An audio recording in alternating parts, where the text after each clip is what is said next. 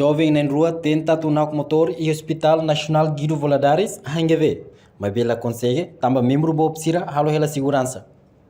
Comandante município dele, superintendente, chefe de polícia, Orlando Gomes, ba jornalista Sira e a comando que colhe dele quarta-feira né.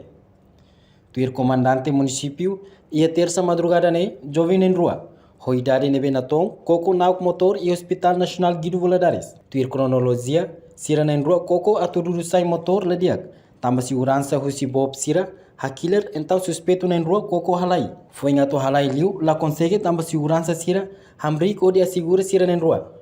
No Polícia Nacional Timor-Leste PNTL consegue capturar um suspeito na rua né. Hodi submete a processo interrogatório.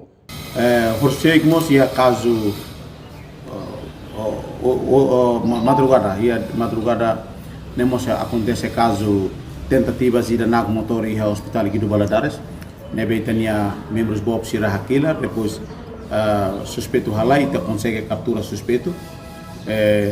Depois motor nain mos mai foot fazer linha motor tambah lá consegue na Sira tenta para tunak mas lá consegue.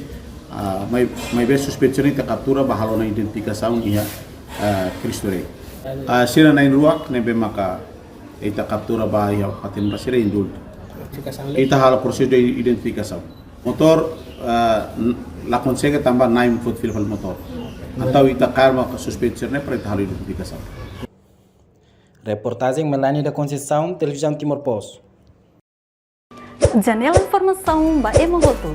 Atua tem informação atual dia kliu. Kita haluha. Haneham botão subscribe, like. Halo comentário no fahe tutang ba media sosial hotu.